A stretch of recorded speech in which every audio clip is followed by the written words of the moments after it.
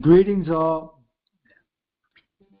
Welcome to Saturday Innerstanding. Brethren, sistren, welcome to the show today, where we meditate, elevate, and recalibrate the innerverse to deal with the outer world. Today we are catching a vibe. That is, we're talking about the science of where it all starts, the word, right? The vibration and the science of frequency will be the topic for today. It's the first in a two-part series, and we are excited to dive into this very unspoken realm of not only human existence and human emotions and behavior, but our health and well-being. So much of it depends on frequency. So much is created through frequency, and our world begins and, let's not say ends, with frequency, because once it ends, there'll be no frequency, right? But let's talk about where this all starts. A lot of people are starting to realize through energetic science and through energetic practice that there's more to it than meets the eye, that there's underlying forces that are at work when we are interacting with each other, when we're healing ourselves, when we're communicating.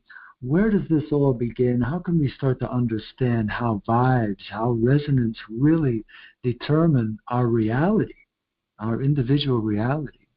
So today, that's what we're going to start out with.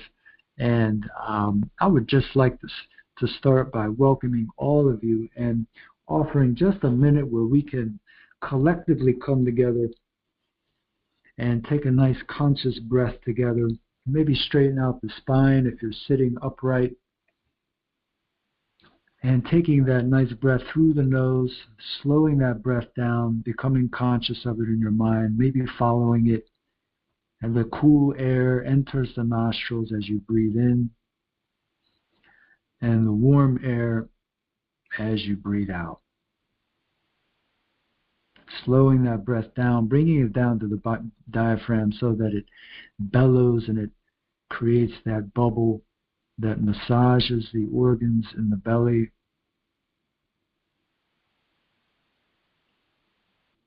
And releases neurotransmitters into the brain. Just quiet and still yourself for a moment so that you can tune into yourself first. Tune into the inner technology, the inner world that is so vast. All of our focus is on the outside. Now let's turn it inward. Close the eyes if you can. If you're moving about, that's okay. Just become conscious of your breath, conscious of your inner world, your inner flow. Be in your body right now and in your breath as we collectively enter this space.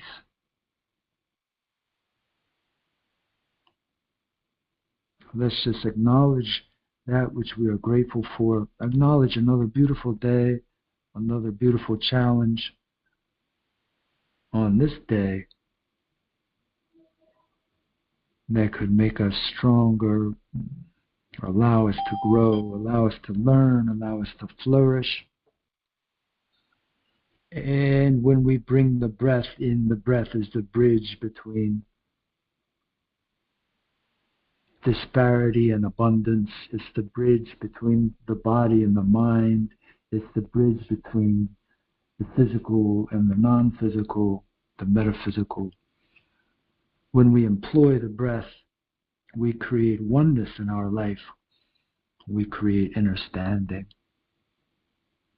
And so just a reminder to carry on your practice once a day, wherever that is. If you're sitting, you put 10 minutes sitting on your mat or sitting on your chair at work, where you just quiet the mind, close the eyes, focus a soft gaze on the face, release the tensions in the muscles, and just consciously breathe, slowing that breath down to about 5 seconds in, 5 seconds out.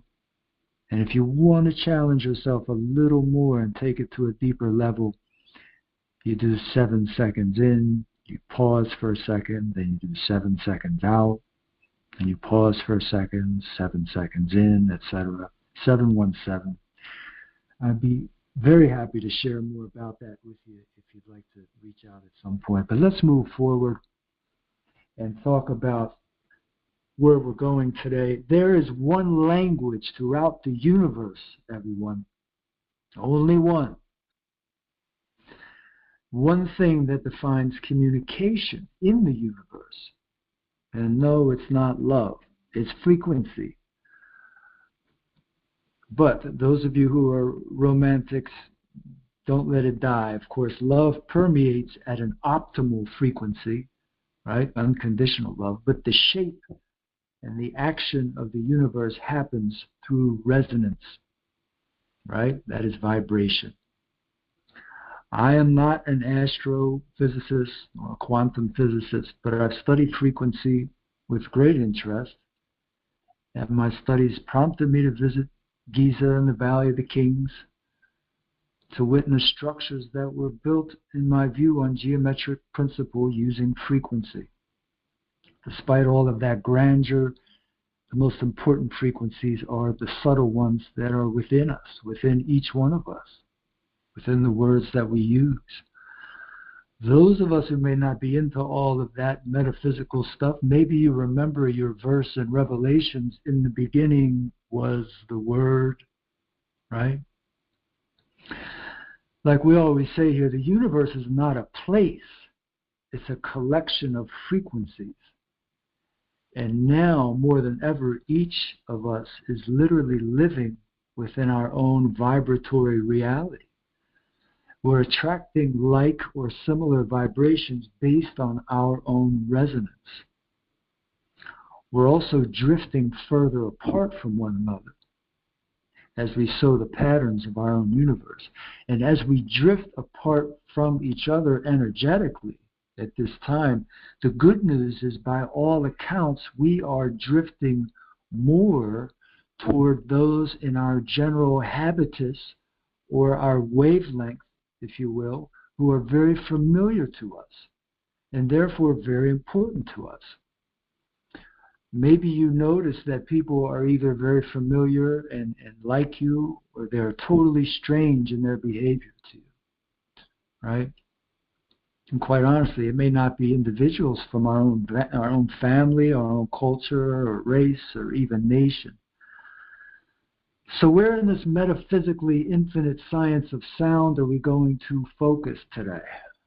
Well, today is part one, as I said, of a 2-week series on frequency in our health. And we're going to start with the basics. Maybe not so basic to a lot of us, and certainly a good place to start to get to the point where we actually learn something that can change our lives and create a more harmonic resonance in our personal universe. And believe me, everybody, if I had more time to work with frequencies within myself, I certainly am trying to make more time. But by the end of the talk, I promise all of you, you'll know at least the sounds to tune ourselves up, and tune up the body and tune up the brain to create that greater resonance for more abundance in our lives, attracting greater things and people with higher resonance, higher frequency. First, we must understand all that surrounds us, everything that surrounds us outside of ourselves and within us. There exist these electromagnetic fields, right? Many of us maybe have heard of these electromagnetic fields. They're those tightly knit fields that are surrounding us, are part of the electromagnetic field that's broad in scope and encompasses all of the universe and everything on Earth that we have access to, okay? But those tight fields that immediately surround each one of us, those are called our auric fields, right? So the endless kind of electromagnetic field around us is what happened, what's happening, what's going on with this electromagnetic field. We can't see it, right? We certainly can't hear it. We can hear things that exist at a certain wavelength, but we certainly don't hear all of it. So this is the field where electricity and magnetism kind of do their dance. It is purely, we live in an electromagnetic field where magnetism and electricity just dance with one another. That's all. They're just dancing, really, at the end of the day. Electricity, the masculine, the expansive energy, oscillates with the feminine and the magnetic energy that is more retractive, right? And so this constant dance really is the nature and the foundation for how the universe moves. And the universe itself is moving in an oscillating pattern. It's moving back and forth. It's expanding and it's contracting. Just like our breath. When we breathe, we are mimicking the motion of the universe. We ourselves are seedlings to a new universe, whether we'd like to acknowledge it or it really makes sense at the end of the day, right? So energy and sound come from the same source, obviously, in our solar system. Of course, the sun, right? Amun-Ra, the El Sole, the Tao, whatever we want to call it, it produces the life force that exists within the magnetic fields. The life force is also known as prana or chi or ashe, right? All of it which our body converts into something that we call ATP. ATP, it will come back to and speak to in a minute, but ATP is the conversion of all of that energy, all of that life force so that we can utilize it and put ourselves into action within ourselves, within our cellular body, right? So the energy coming from the sun and energy that's transmitted in many forms after that here on Earth radiates in measurable waves, right? I was watching a squirrel this morning, or a couple of squirrels actually, before I got kicked out of the park by the police. That's another story. I was just sitting there anyway. But I was watching the squirrels run around, and it's like I realized that we say the squirrel is running. You look at a squirrel, it's running across the yard, right? But it's really not. Maybe it's running, but it's also radiating. It's radiating. If you watch its movements, it moves like a wave. It literally bounces up and down, and if you trace the movement of that squirrel, it moves in a wave-like fashion.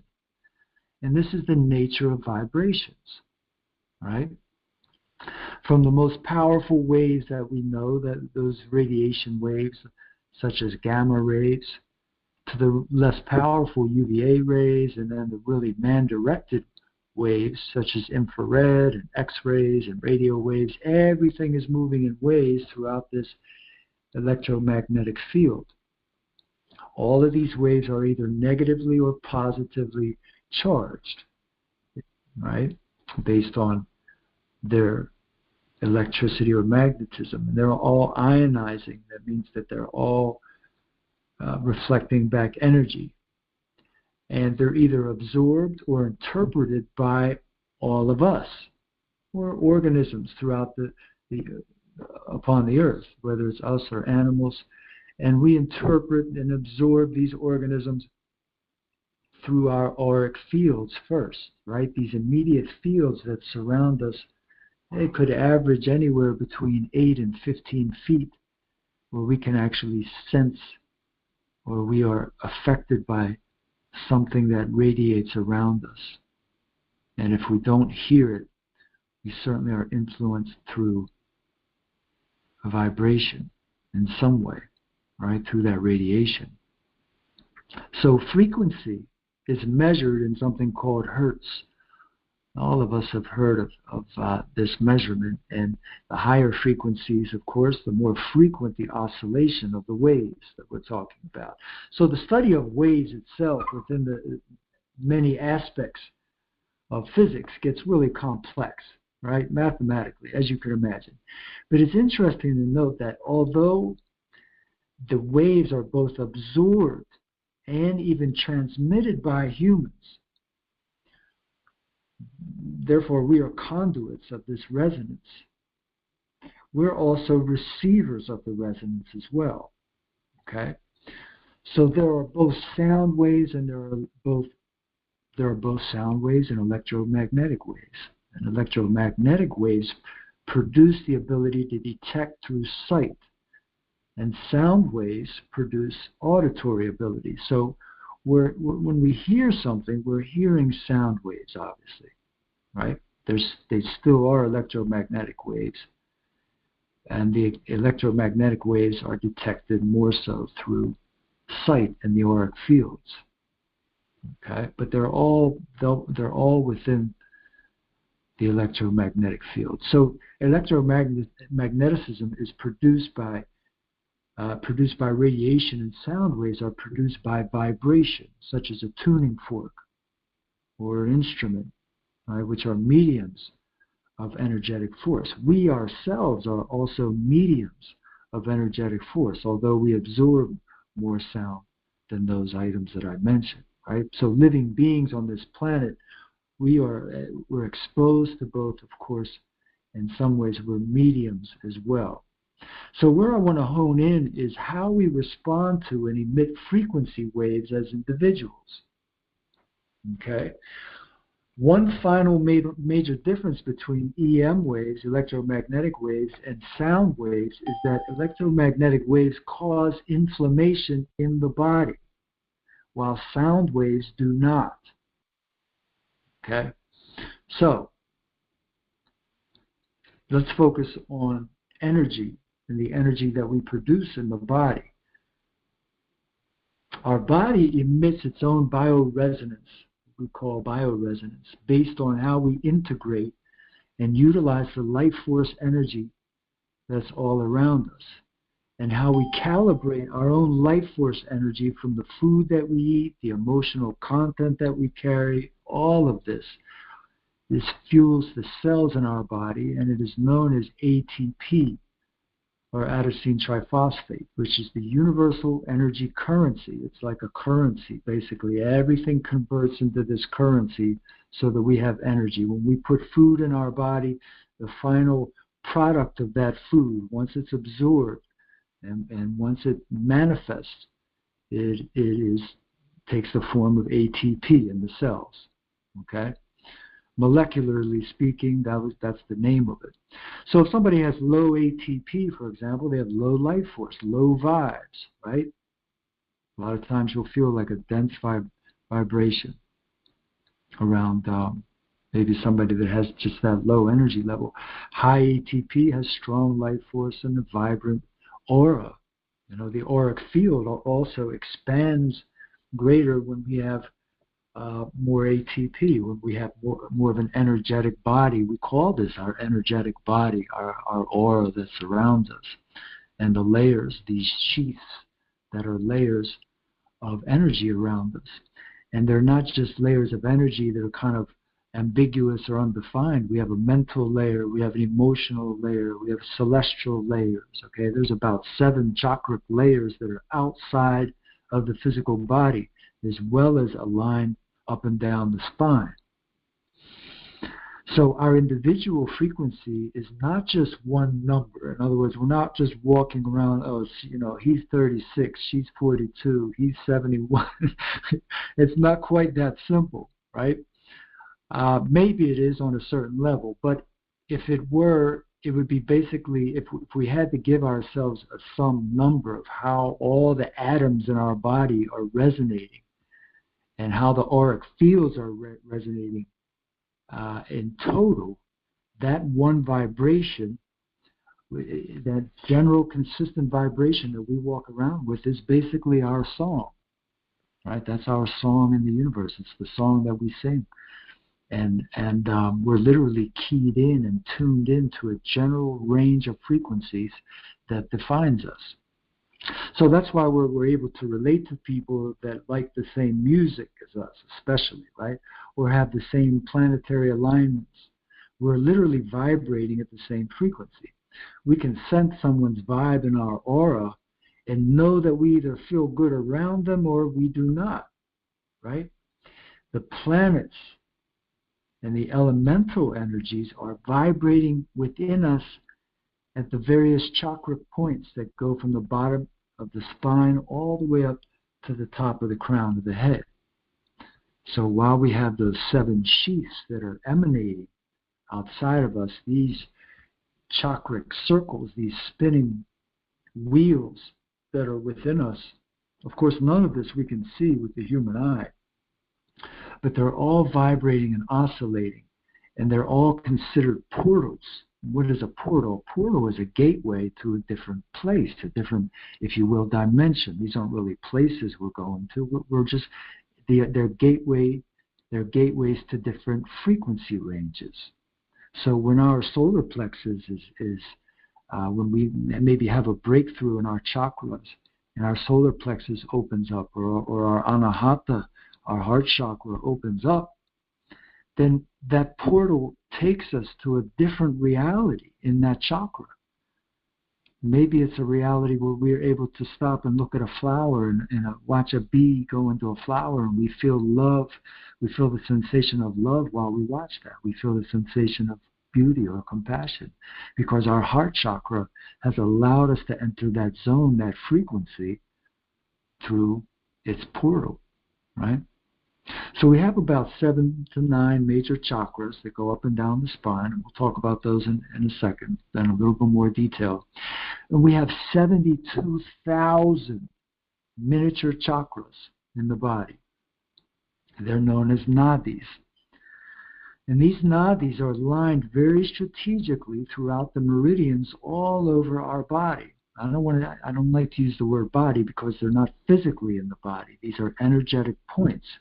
And not so coincidentally, these nadis were mapped out thousands of years ago in the Vedic tradition and maybe some others. And modern anatomy has confirmed that these points are found exactly on all the major nerve endings in the body. So they are in fact there, they in fact exist, and I work with them very much so in when I do massage and I do acupressure, and we see the results immediately when putting pressure on certain points, of course, immediate results in the skin and the organs and the functioning of the organs. So outside of the physical body, the multiple auric fields that I'm talking about, those chakras surrounding us, they have their own vibrations as well. They have their own portal. And they are constantly shifting. All right? There's never just one set place or one set number or one set megahertz or hertz that they're resonating at. Maybe when the body is still or when we're asleep, quite possibly. But I am undoubtedly going to do a show about the auric fields because I just love exploring and talking about these auric fields, and I want to get them more out there as far as a regular conversation piece. We're always talking about what we can see and feel and hear and touch, but the auric fields are there for us to explore, and their huge importance in understanding who we are and how we feel is just it's unspeakable, unfathomable. So, in sum, the total frequency of our physical and auric fields, if we put our physical body and our auric fields all together, this could fluctuate based on our mood. It fluctuates based on what time of day it is, right? All of these, so that it's a constant shift, it's a constant dance in these frequencies and in these zones. And so when we don't vibe with someone, we know it almost right away, especially if we're tuned in, we have an intuitive sense, we can kind of feel that there's something off in that vibration. Our eardrum can't pick up what they sound like, right? We know when we don't like a certain type of music, or we know when we don't like a sound. It's very obvious. But only the other senses, the senses that are beyond, aka in the auric fields, only they could pick up whether we like to be around somebody, right, or we like to be in a certain space. And we have many more than 5 senses, everybody. Within those auric fields, we can pick up many things, especially when we start tapping into them. When we do our meditation more, when we do our inner work, and when we explore our inner verse more, we begin to discover these great powers, if you will, right? Superpowers, the telepathy, the clairvoyance, the clairsentience, all of it, bringing us more levels of understanding and bringing up, when we work with them, bringing us greater resonance. Why do we want to have a higher frequency, right? Why do we want to bring our vibration up? Well, it's almost like this innate need that we have to do good. It's this innate need that we have to communicate with people, to learn, to love, to grow, to expand. All of those kind of innate feelings that we have. Maybe we follow a certain religion or a certain faith. Maybe we don't. Sometimes it doesn't really matter. Whoever we are, we just want to do something good. We want to be loved. We want to better understand our reality, and that's the reason why we want to create greater frequency for ourselves, so that we can achieve all of that. So as we said, these frequencies, they can be measured in hertz, and hertz is really just defined as number of cycles or waves per second. Okay, so we have kilohertz, which is obviously 1,000 cycles per second, and then we have megahertz, which you might have seen, which is 1,000,000 cycles per second, because the waves, the emanations can travel so much and so fast that it's sometimes hard to measure them in hertz.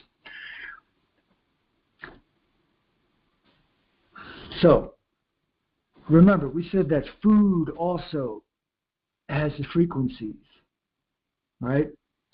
And so do plants and herbs, as well as infections and viruses and vaccines. All of these things have frequencies. It's really interesting when we look at the NIH and ResearchGate and a lot of these medical production forums, and you see if there's any papers or any work being done with resonance, and it's very little. It's very little. A lot of it is done internationally, but there's not a lot of work on the American side. Maybe we'll talk about that in a little bit later. But all of these foods that we eat and the plants that we grow and pick, all of them are emanating at their own frequency. And this is, for example, really important in herbalism, if we apply it to herbalism, for example, because not everyone resonates with the same herbs equally. And this is really something that I think any good herbalist can and does understand, is that while we may look up on the internet that burdock is good for cleaning the blood, you know, this herb counteracts inflammation in this way. Well, you really have to try an herb or give an herb to somebody and see how they respond to it in a small quantity, because they might reject it because of the herb's frequency and the frequencies of that person's digestive system, that person's organs.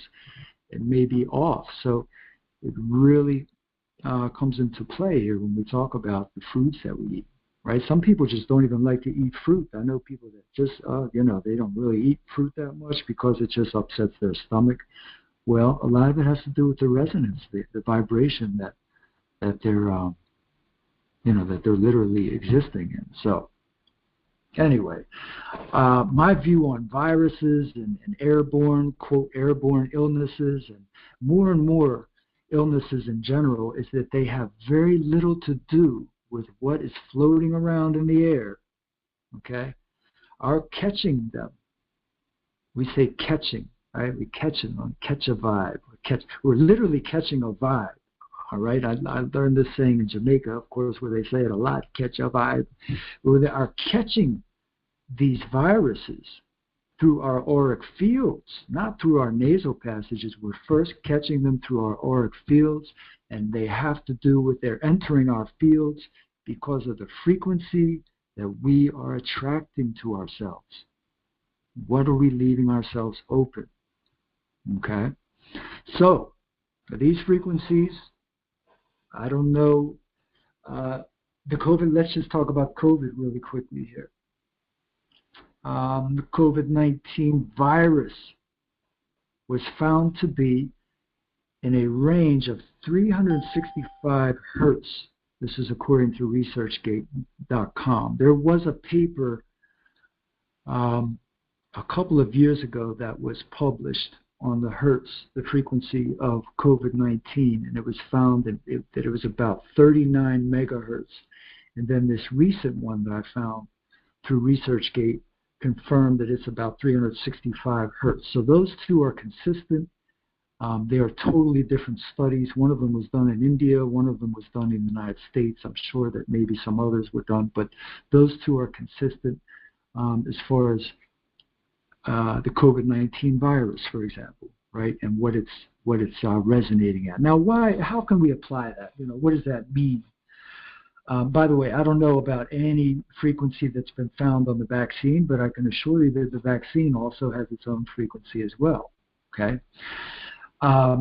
But getting back to the virus and why is it important, or how can we integrate this into our healing or our understanding of the human body when we look at the hertz of an actual virus, right? Well, the average resonance range, we do know, of the human body is about 5 hertz, only 5 hertz.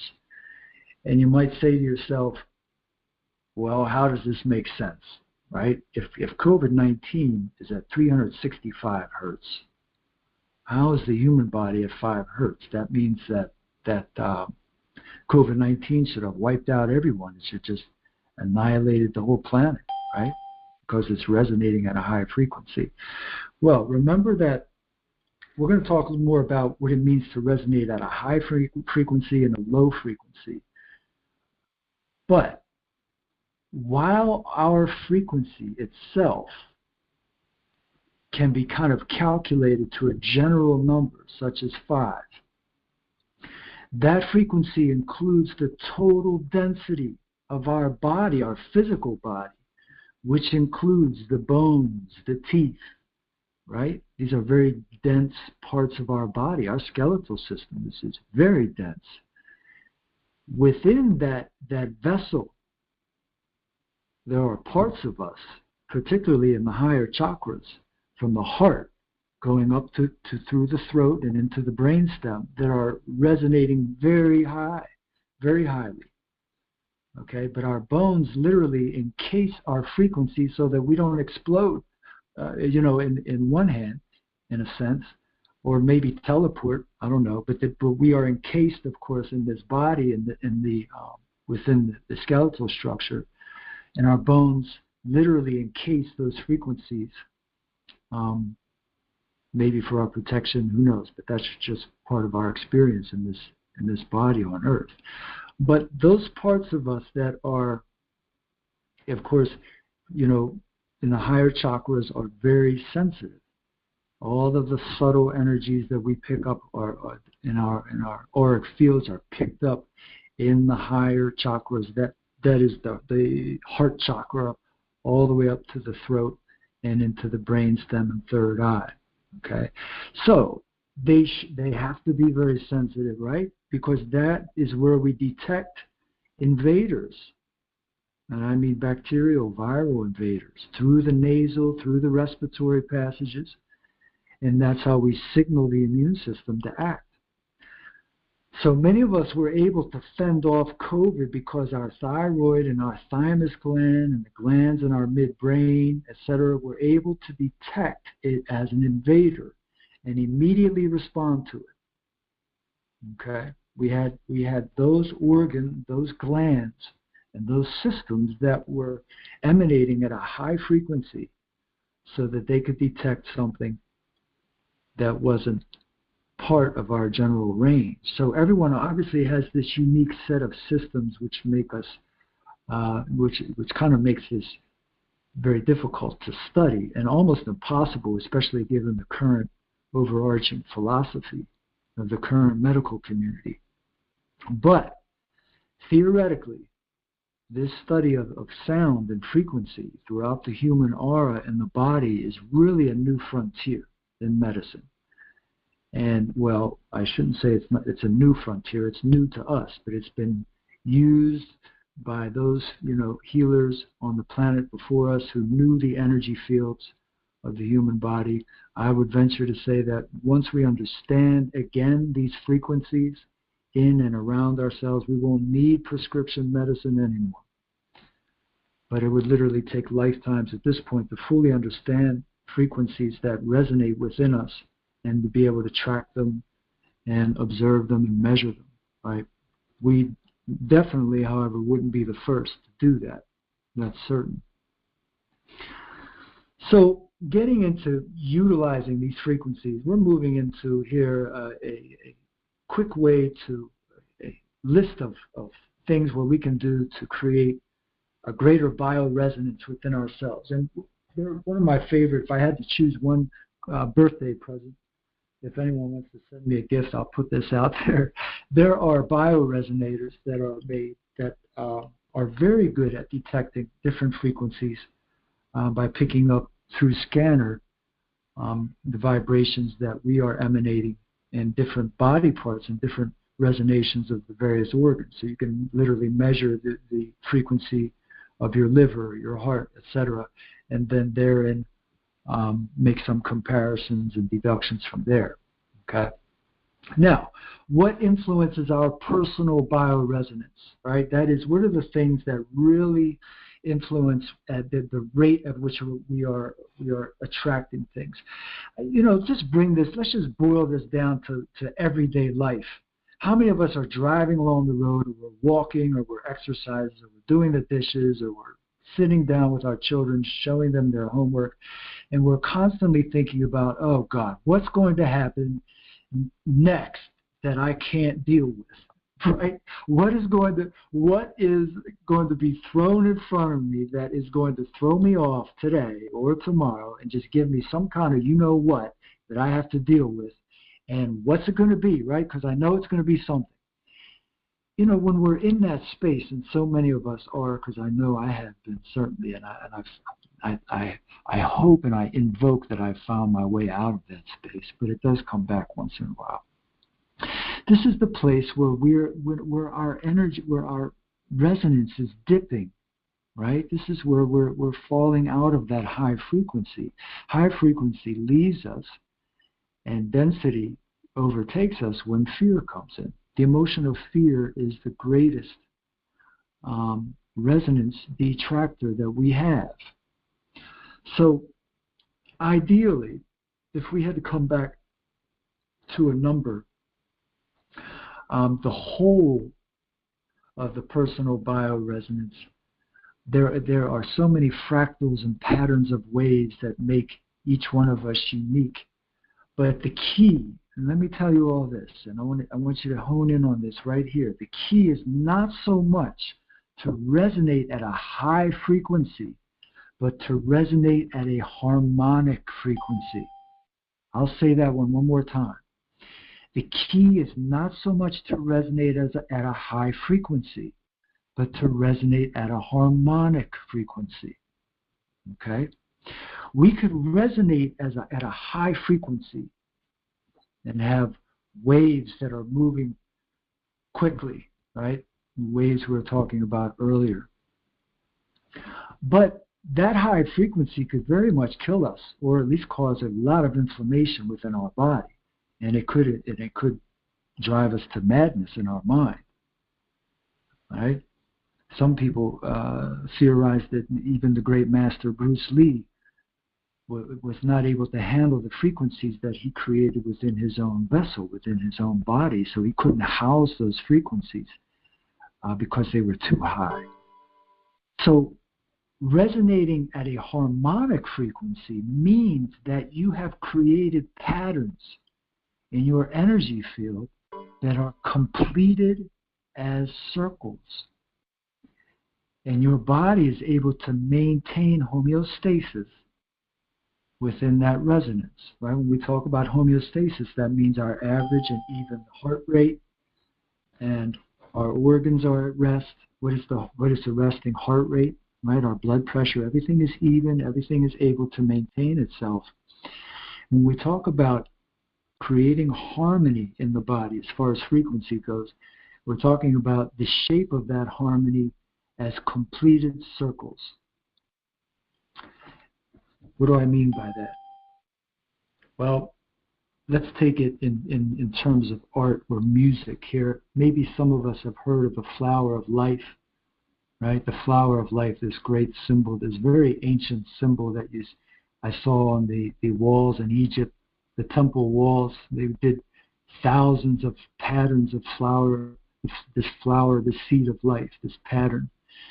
This template that they created, and the template, I should say, that God created, the source created, and that we interpret, is just an example of how these patterns, these harmonic patterns, visually manifest.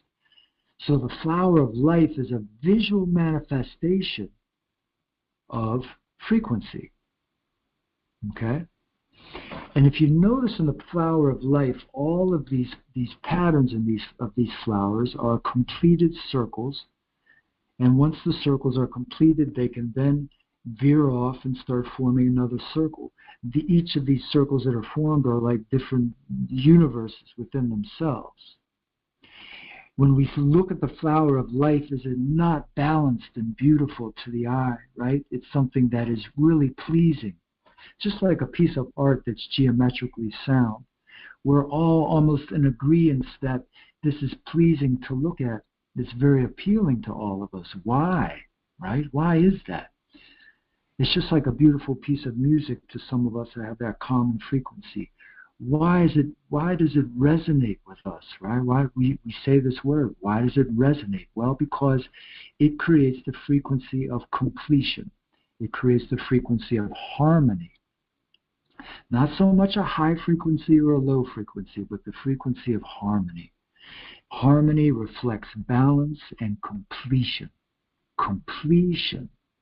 In music, what is harmony? Harmony is when you have a note, let's say with a frequency of 100, for example, and then the next note is 200, and then the next one's 300, right? And then it moves up those octaves, and at each point, the octaves are completions. And the music sounds harmonious to us because we're hearing the 100, the 200, the 300, and it's a pattern that we can follow. It makes sense to us, right? We can literally count it, we can feel it, and we can resonate with it.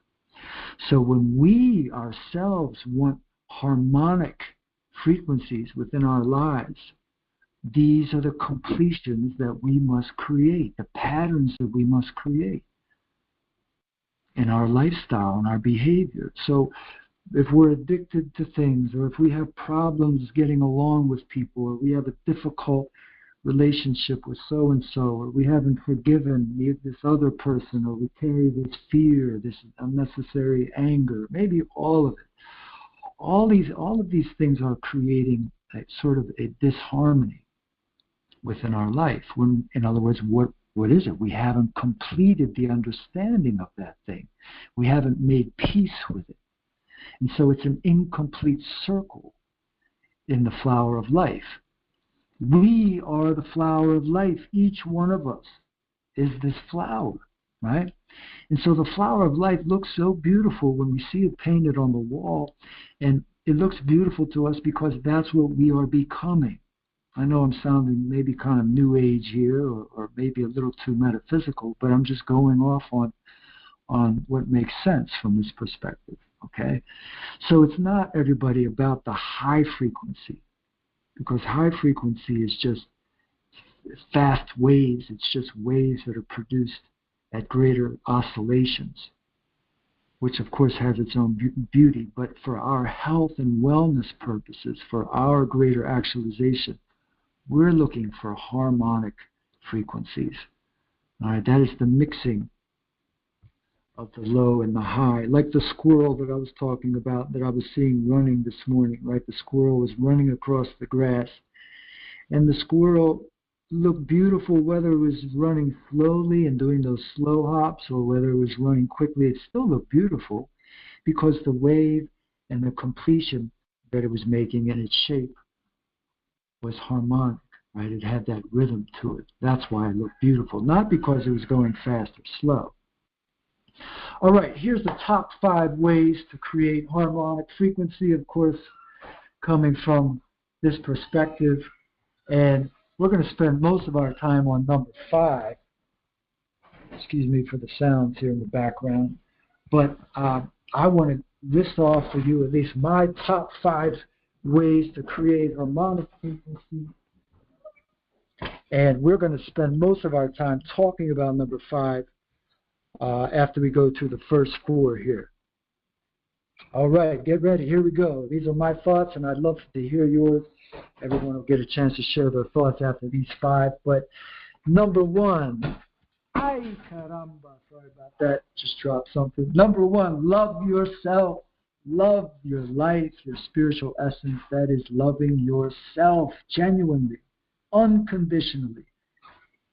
Even when you drop things in the middle of a podcast and make noises, we all are making accidents constantly, but none that are faulty or imperfect, right? So loving yourself is number 1.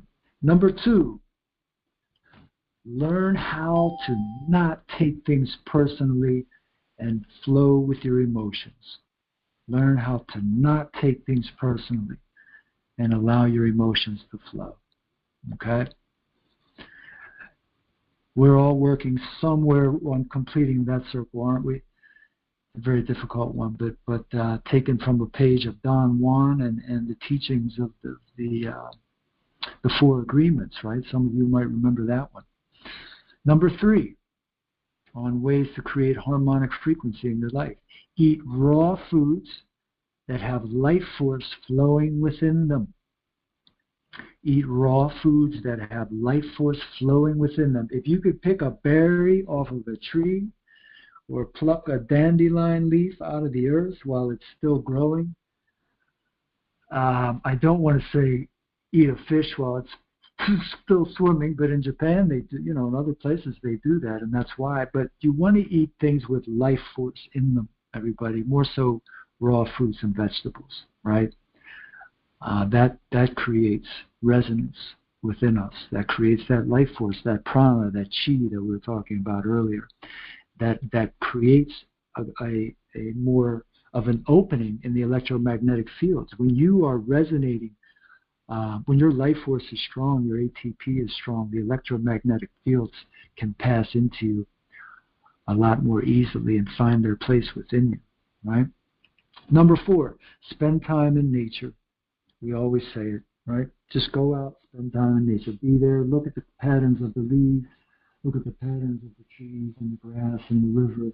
Watch the river flow, watch the ripples in the river. Why? Because we are those things. I was just having a conversation last week with somebody. We're looking at what we are made of. When we look at these buildings and these screens and these papers and these other material items, we're not looking at our essence. We're looking at well, I don't know what we're looking at, but we need to start seeing nature within ourselves. And not only on that level, but you're talking about being able to release the serotonin. As soon as we look at green trees and plants and flowers, serotonin is released in the solar plexus. This is a fact. This is a fact. All right, so spending time in nature, number 4. And finally, well, let's read the first 4 one more time before number 5. Number 1 is loving yourself, right? Unconditionally, guys. Unconditionally. Believe me, I'm working on it. Look, we do mirror meditation. Some people do where they stare in the mirror at themselves for 20 minutes a day to try to gain this. There's so many ways, but we have to love ourselves. Number 2, learn how to not take things personally. Okay, what people are throwing onto you, their garbage that they're throwing at you is their garbage. It's not yours. Allow your emotions to flow. Number 3, eat raw foods that have life force. That have life force. That is, foods that are alive. Number 4, spend time in nature. Spend time in nature. And finally, number 5, the big one, Well, one of the big ones is be mindful of the words and the sounds that you make. And maybe this one could be number 1 or 2, who knows. But being mindful of the words and the sounds that you create. Okay? And wow, we're going to spend most of our second part series talking about that and how the words that we choose and the sounds that we make literally create our reality. Now, let's talk about number 5 just a little bit insofar as going into the chakras and identifying these sounds that we can make to tune ourselves up a little bit. Okay? Before we finish with the sounds of the 7 chakras, though, I just wanted to throw a reminder out there that I am jump-starting this Temple of Inner Technology and offering consultations along with detox massage and a few chosen medicinal products for chronic illnesses. I have the tremendous CBD oil from St. Elizabeth, Jamaica, used for inflammation. Speaking of low vibrations and radiation, of course, but inflammation, the whole realm of chronic illness, of arthritis and skin issues. It's proven adrenal fatigue. It's just a great proven remedy. Anyway, both mental and physiological issues. You can get in touch for a consultation that is donation-based only, or just learn more about my services, or just strike up a conversation, everybody. I'm here. I like to get to know everybody as far as just regular communication, that I do have a website. It's ericbiseca.com, and my Gmail address is techseca, TECHSECA23 @gmail.com. All right. So after this little plug here, let's move on to the sounds and the words that we create. And I guess most of those sounds being the ones that come out of the mouth or the orifice, but and that's where we're going to focus for now. But it's mainly the words that we choose to say, okay, and the vibrations that they carry. This one is endlessly fascinating. This topic is tremendously fascinating to me. And like I said, we're going to dive into the English language, particularly next week, and learn some very kind of secret principles and realities of the English language as far as frequency and density, and how there is a lot going on under the surface for not only the language that we use, but the fixating and the fixing of words and the phonics that are involved with it. Okay, so let's revert back. We're also going to talk about Sanskrit, which is one of the languages. I'm sure there were quite a few. But Sanskrit is the language that at least I've been familiarized with enough to learn about the frequency and the emanations that come from its sounds and the origin of Sanskrit. But before we get into that, I'd like to, it's a good time to jump out to the crowd and throw the mic out there. Would anyone like to chime in and comment on anything that was said? Feel free.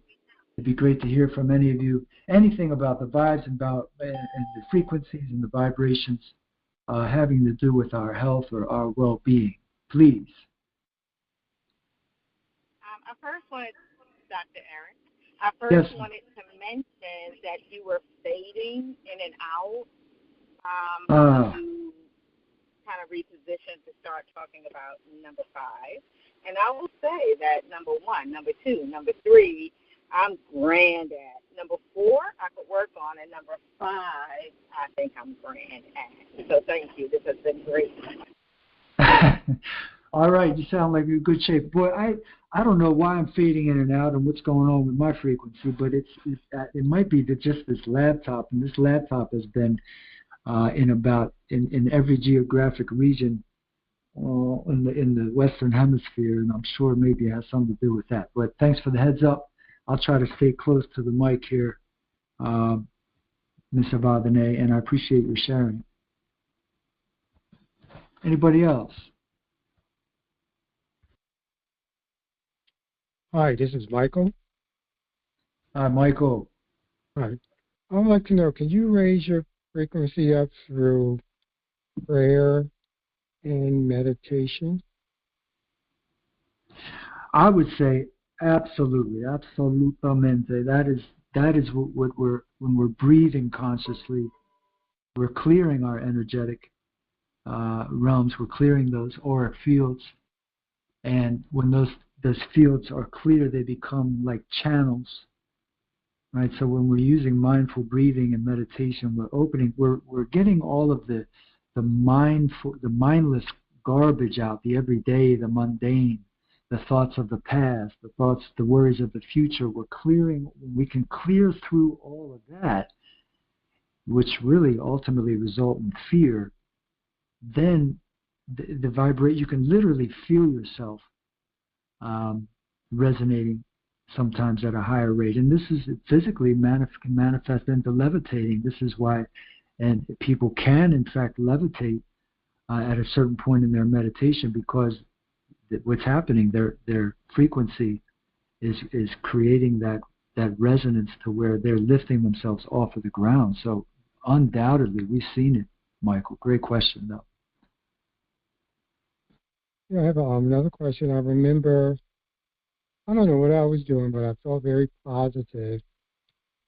And when I feel that way, I notice that I'm in tune to certain feelings, I should say. Like I will feel good and I'm walking around, and all of a sudden I'll say, let me go this way. I don't know why I went that way, but when that happens, I always run into someone I know. It's happening too often. Why? I'm like, is that negativity is out of my way, and I can just feel things, and I will go certain ways, and I always run into somebody I know. I'm like, am I feeling their frequency or something? That's why I'm going that way? It just happened too often. I'm like, wow, I kind of noticed that. But only when I'm in a very positive and good feeling that happens. Indeed. Michael, aren't we blessed that we can just notice moments like this, that we can take a step back and just observe and say, wait a second, what am I doing here that's different? What is happening in this moment that I created this? And, reminds me, I thought of Taoism right away. And a lot of people, I think, misunderstand Taoism and mistake it for just doing nothing and letting yourself kind of fly by the seat of your pants. But really the essence in Taoism itself doesn't really have an essence. That's the point of it. But if we had to say the essence of the teaching of Taoism is to allow yourself to be present in your heart and to get out of your mind and to allow yourself to just live through intuition. And I think those moments where we just allowed ourselves to let go and not pre-plan and pre-program and logically assert ourselves in the world, and we kind of let ourselves go for a second, that's when the magic happens. Why? Because that's when the electromagnetic field can bring in the magnetism, right? We're opening ourselves up for the magnetic side of that. And I think so much we're cutting ourselves off from that side with our very yang and very electric approach to life. Great point. Anybody else?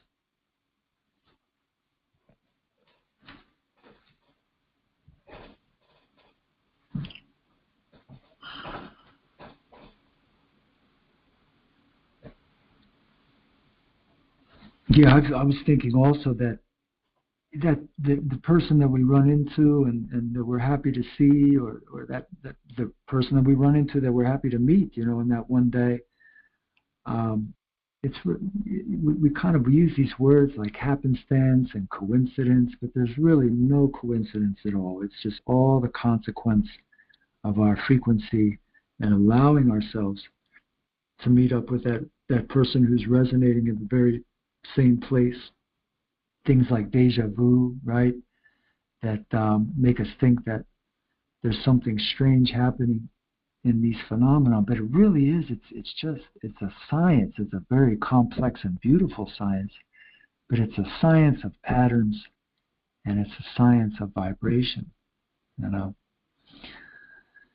So, any thoughts? Anybody related to their lives or have a story for us or have any questions? Yes, I just want to say one other thing. Like, Sure. sometimes people say, "Oh, I was just thinking about you." Yeah. Oh, that happens a lot. When when you're in a good state of mind, you kind of connect. Yeah. Uh, Yeah. and that happens to a lot of people. I've Thank noticed you. this. Thank you, Michael. Thanks for bringing it up, because I've noticed that, especially even with my own mother, mothers have this clairsentient ability to know that something's going on with their children. Am I right? Has anyone ever experienced it? There's stories out there. I'm sure we could pull one up right away. But this connection between a mother and their children is almost undeniable, and it goes beyond the physical presence. It's like mom knows when something's not right, or when something's going on with somebody if you're really intuitively present. And this is because somewhere in the electromagnetic field there's a connection there, somewhere in the ether, right? There's a connection, that a signal, if you will. It's like a radio signal. So, I was just thinking of you, is actually where their signal and your signal met somewhere in the ether out there, right? It's like the meetings of 2 points somewhere in the electromagnetic field that allowed that to happen, and it's really incredible. It's a great point. But these human abilities that we have, and apparently we were once able to use them and to utilize and to employ them to a great degree. These abilities like clairvoyance and clairsentience, these abilities that we do have, called sometimes in our abnormal psychology, paranormal psychology, right? But they are the essence of the action of those abilities are in the electromagnetic field. They are in frequencies. When we can picture something happening, telekinesis, right? The ability to move something with our mind. And some people might say, "Oh my God, this guy's off his rocker." Well, let's just entertain the thought that the ability to do all of this, to feel what somebody's feeling even though you're not even with them at the time, right? To think of somebody at the same time they think of you, all of this takes place within this magnetic field, electromagnetic field that we're all a part of. And how does it connect? Well, it connects in some way.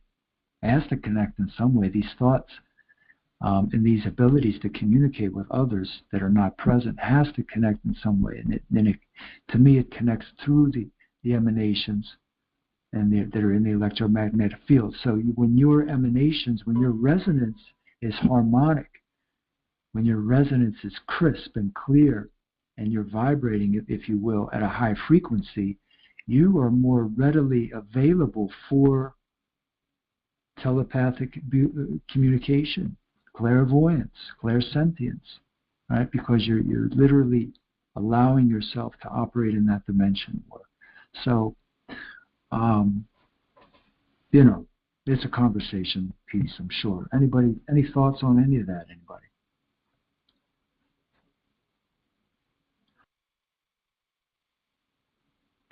It's almost like if we look at the opposite of it, right?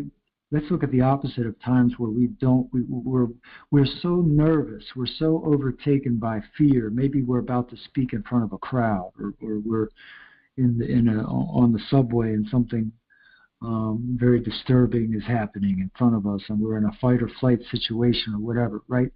And sometimes we have to recall something that's so easy, like our own phone number or a button on our phone or something that we would normally be able to pull up really quickly, and we can't even access it because we're so nervous. We're so afraid that we can't think, right? So that's the opposite, right? Because our energy is so dense, our vibration has become so dense We cut ourselves off from the communication from the channels that are in the fields, and we can barely even get to our basic thoughts that are embedded in our memory. And so the opposite occurs with fear.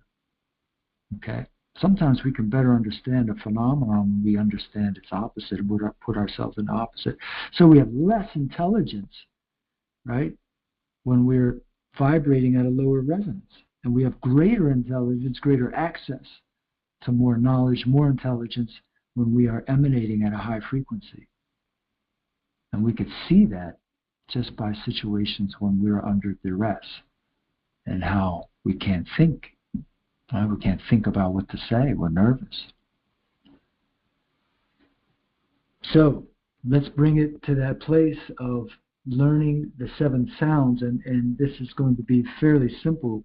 You can even write them down. I'm going to say them and certainly reiterate them. And they're not difficult. It's just a matter basically of 7 different letters. But these are the sounds that will best, according to Vedic principle, create resonance in each one of our 7 chakras and help getting those chakras to spin and to open up so that there's harmony, right? Remember, we're looking for that harmony in the human auric fields so that the third eye is harmoniously in a harmonious relationship with the sacral chakra and with the root chakra, etc. So that all these chakras are in harmony with one another. This is really what we want. This is the completion of the flower of life. So to create more harmony in the chakras, we repeat these 7 sounds. The word for sound is mantra in Vedic language, of course, and we're going to talk more about mantra next week, and not to scare anyone away, but mantra is merely just the science of sound, and we're going to kind of tap into that today with no real religious orientation, but purely a metaphysical orientation, so that we create that vibration. If you have not tried mantra before, if it's something that's difficult or foreign to you, the best way to begin to create resonance in the body is to merely just hum and create the sound HMM in the body. That is, close the mouth, right? And sound off at the lowest octave that you can go, bringing it from the diaphragm, and create that hum.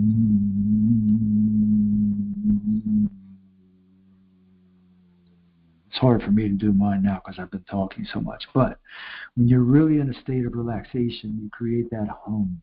And even if you're in a situation of duress, it's always great to just hum to yourself. That's why people hum while they work, right? To keep themselves kind of energetically in place. So just humming and bringing that vibration to your system is a very good place to start off. A lot of us don't like to sing. Maybe we don't sing out loud, or we don't want people to hear us, or we don't like our voice. But humming is very good for you. It's very good for the midbrain. It's very good for the thyroid and the thymus and the parathyroid and all of those glands, to get them resonating, to get them vibrating, and to create energy flowing through them, right?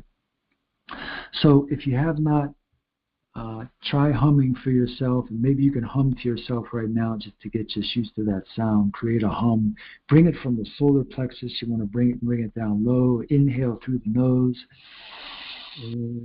and hum.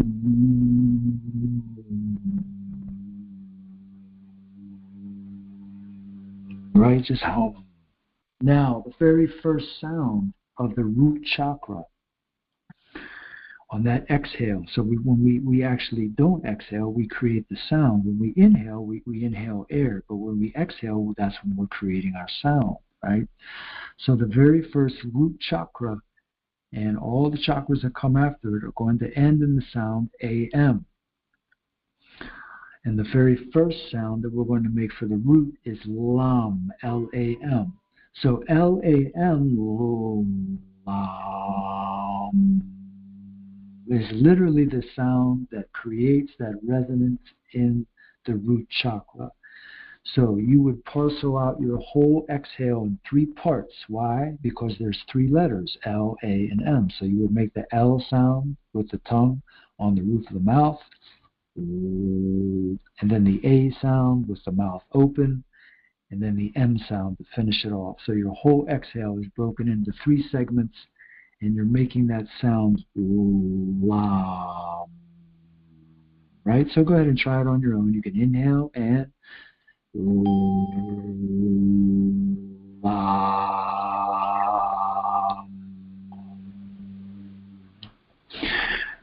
all right, now that you have the sound lam, when you do your meditation, when you sit down and do these vibrations, you're going to literally bring your consciousness down to the base of your spine. That's very important to actually put the intention there. So while lam is the sound, we're going to put the intention and the focus down to the bottom of the spine to create that resonance. You can even attach a color. The color is red. If you picture red and you make that sound, that's going to create resonance in the root chakra. All right? The Muladhara is the name of the chakra, the root chakra. Moving up to the next one. The next one is the sacral chakra, which is, the sound is V, VAM, V-A-M.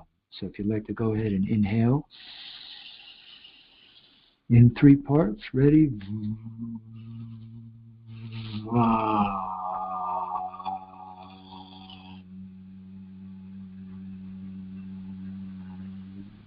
All right, you really have to push that M in the end. You're pushing that M with the solar plexus. And so the sound of the sacral is VAM with a V. All right, moving up to the 3rd chakra. The sound of the 3rd chakra is RAM, R-A-M. That's the sound of the solar plexus, okay, to activate the solar plexus. So in our meditation, we would do that 3rd. And let's try, inhale, nice and deeply, diaphragm, ready, and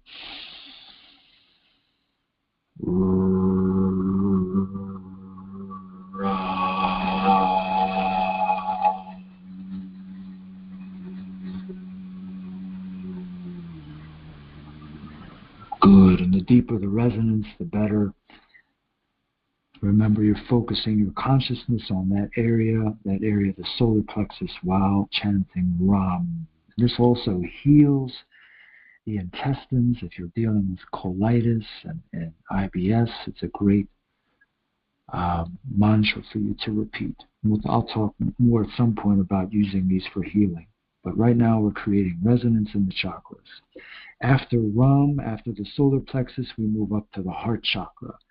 And the heart chakra, the sound of it is Yam, Yam with Y-A-M, right? Yam, yes, for Yam. Let's inhale.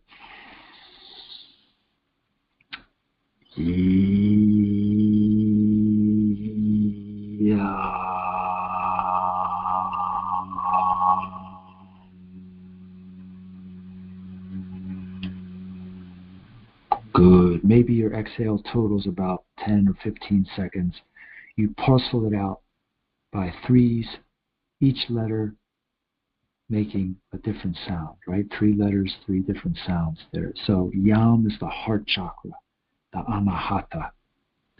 Moving up to the 5th chakra, which is the throat, and the throat chakra is Ham, H-A-M, right? So let's do our deep inhale down the diaphragm.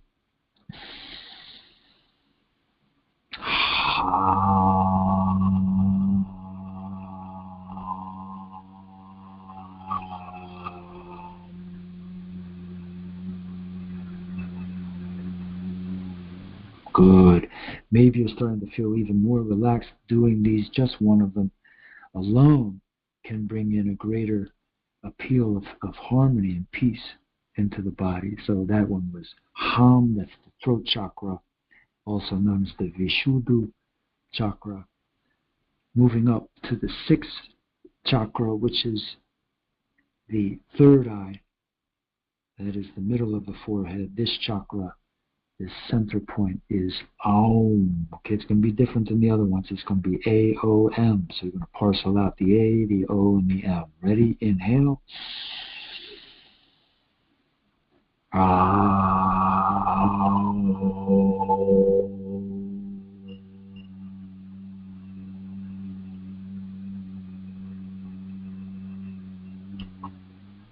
Good. I didn't really do that one with even keel there, but you're going to do the A, then the O, then the M, right? Don't forget about the M. You're really pushing at the end. That one, A-O, A-O-M, maybe you've heard of before. There's a whole metaphysical history, esoteric history behind that one. Maybe we'll talk about it in the future. All right, our last chakra. We're going to tune into our last chakra here, which is above the crown of the head, right? The crown chakra. This is the lotus with 1,000 petals, it's said. This is the one that opens us up to all universal energy. The sound that we're going to make here is you. All right, you. And that's it. There's no 3 different letters for this one. Ready? Inhale and focus on the top of the head. You.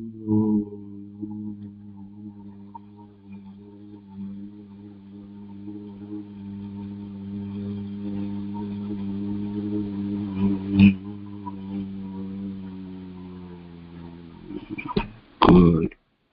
I don't know how that sounded on your end with me doing the mantra, but I hope that you guys were able to hear them clearly. I'll repeat them one time quickly here. The first one is Lam, the root chakra, L-A-M. The next one, the sacral chakra, Vam, V-A-M. The third is Ram, the solar plexus, that's R-A-M.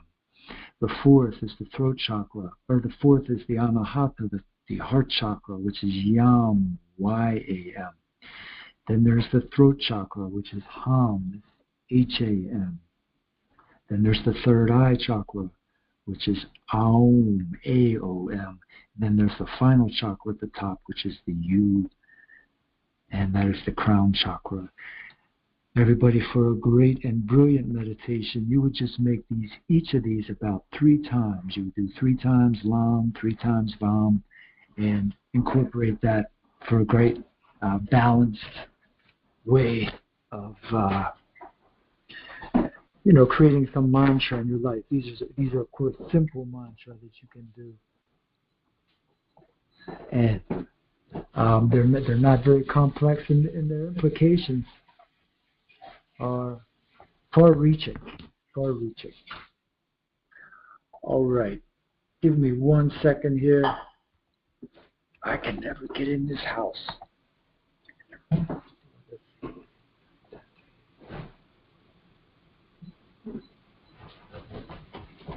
Okay, here we go. Well, that's going to be it for the day, everybody. Actually, looking down now, I'd like to give anybody the opportunity to tune in and or to voice anything if you want to share any thoughts about the sounds, about the emanations that we're making, the mantra there. It's always good, if I didn't mention it, to start at the bottom with those. Always start at the root chakra, then work your way up. Let me know how those go. Send me an email. Right? Try it out for yourself at some point. But get used to creating that hum in your body. Start with the vibration. Just make your body vibrate in some way with a hum. And then moving into mantras will really have an effect on your resonance and your frequency. Any thoughts, anybody? Comments, questions before we finish off here?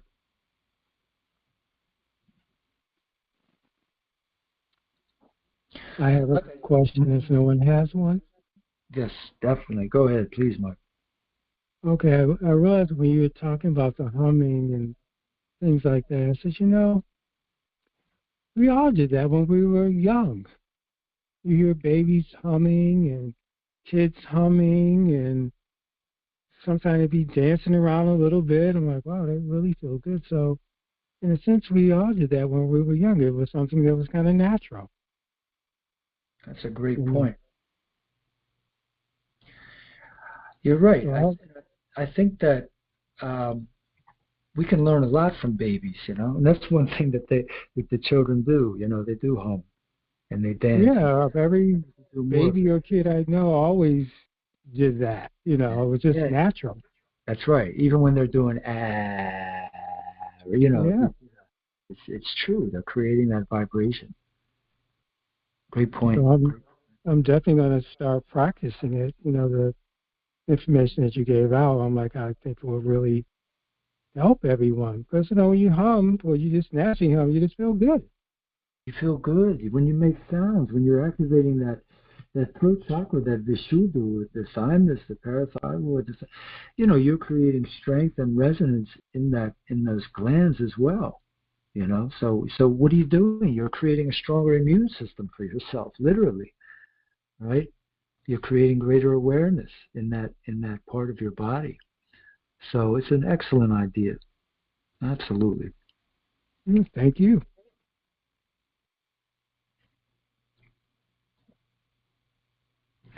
Anybody else? Any final thoughts on vibration, frequency, radiation, vibration, resonance?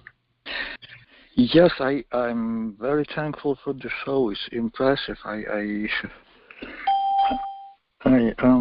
very grateful. What is your opinion? I have a question. What is your opinion on those frequencies created electronically, like a brain entrainment, which supposed to bring us to the certain state of mind, and well, I'll listen to your response. Vito, was the question the frequency of brain waves? Is that what you said? I'm sorry, I didn't get that. Brain entrainment. If I'm not mistaken, the name of that of those frequencies are many people. I heard the since 90s. Many people create those sounds which are like a shortcut substitute for many years of meditation. They say that's yes. Well, one thing that I want to promote, and on the show next week, I think I'm definitely going to incorporate this, particularly for the brain, to kind of to create better memory, to create better neuroplasticity, to create more gray matter in the brain, and et cetera. There's a couple of exercises, and one of them is called the beehive. At least in English, it's called the beehive. It's a very ancient technique, but it actually has the power, in my opinion, to create, to dispel tumors, to rid tumors from the brain, to rid cysts or fluid-like buildups in the brain, and to assuage those glands in the midbrain, and create greater brain frequencies, if you will. And it's particularly awesome for our hormonal secretions and our endocrine system in general. And what you actually do is you close the crevices off of the head. You close the ears, you close the mouth, the nose, the eyes, everything. And don't, you could, everyone, I'm not advising that you do this on your own necessarily, but you could try. You could look it up if you want. But next week I've been doing this technique for years, and so I understood it. And I do understand it fairly thoroughly. So if you want to jump on next week, I'll be happy to explain it. I do have to call it quits for the day here. But yeah, as far as the particular prevention of brain cancer and tumors and headaches and creating greater frequency of brain waves, this beehive technique is used for that.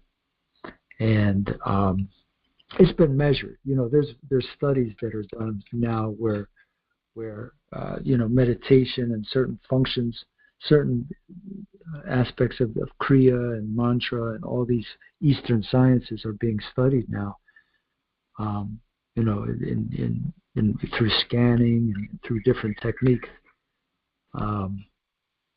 Neuroscience, of course, is learning more about sound and the importance of frequency in the brain. So the sooner that we employ those sounds and those techniques, I think the greater brain health that we will have and the greater abilities that we'll have, of the mind and of the brain.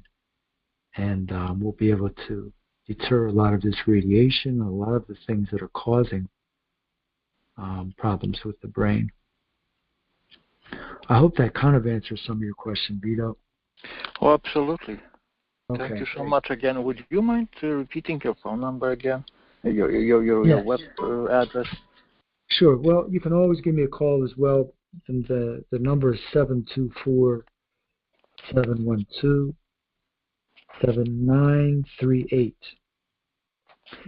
And my website is www.eric, E-R-I-C, Biseca, B-I-S-T-A.com. And you can always get in touch there through email as well. It'd be great to hear from any of you. That email, one last time, is techseca23@gmail.com. Well, Thank you. Thank you, Vito. I want to send out a warm metaphysical embrace to all of you from the heart, sending out heart vibrations and hoping to join you all again collectively in the ethers next week. I'm traveling the East Coast right now, so Philadelphia right now, enjoying some of the great festivities of the summertime in the city of brotherly love and sisterly affection, and then moving on to the D.C. area, etc. But I'm having a good time this summer and attracting some good frequencies, hopefully, in abundance, and I hope that all of you are doing the same. Let's all do this together. Keep in touch, and let's help each other create greater vibes and attract abundance into our lives. Abundance not only in wealth and spiritual and material wealth, but emotional health as well, right? All right, everyone. God bless. Ashe, Namaste, Amen, all of it. And we will see you next week on Saturday Understanding.